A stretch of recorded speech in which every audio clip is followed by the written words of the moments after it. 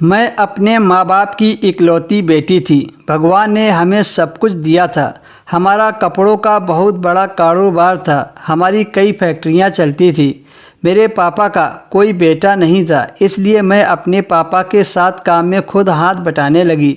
मेरे हाथों में बरकत थी। मैं जिस चीज़ पर हाथ रखती उसमें तरक्की ही तरक्की होती थी। मेरे पापा ने मेरे काम और मेरी किस्मत को देखते हुए सारे कारोबार को मेरे हवाले कर दिया और मेरे पापा की उम्र भी हो गई थी और आराम करने के लिए घर पर ही रहने लगे थे। मुझे कारोबार संभालते हुए करीब 1 साल हो गया था।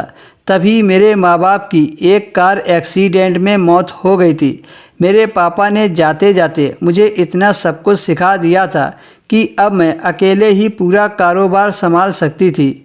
लेकिन माँ बाप के गुजरने के बाद मैं बहुत अकेली हो गई थी और अकेले की वजह से मैं तनाव में रहने लगी थी। और फिर सारा दिन तनाव से बचने के लिए मैं ऑफिस में अपना समय गुजार देती थी। एक दिन फैक्ट्री के दौरे के दौरान एक वर्कर मुझसे टकराया और मेरा पर्स नीचे गिर गया। उस आदमी ने मेरा पर्स उठाकर मुझे वापस दे दिया।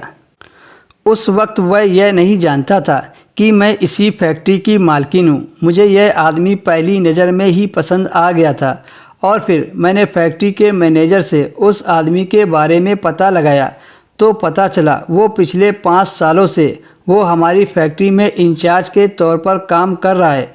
मैंने किसी बहाने से उसे अपने ऑफिस बुलाया और बहुत सी जिम्मेदारियां सौंपी और उसे अपना असिस्टेंट बना लिया।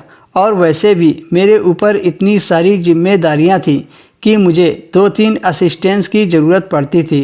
उस दिन से वह मेरा असिस्टेंट बनकर सारा दिन मेरे साथ रहने लगा और हम दोनों एक साथ घूमते फिरते थे, फैक्ट्री का जायजा लेते और खाना पीना भी साथ में खाते थे। वो मेरे साथ बहुत अच्छा बर्ताव करता था, मुझे इज्जत देता और मेरा ख्याल भी रखता था। उस आदमी को अपना असिस्टेंट बनाने के बाद धीरे धीरे मेरा सारा तनाव दूर होता चला गया।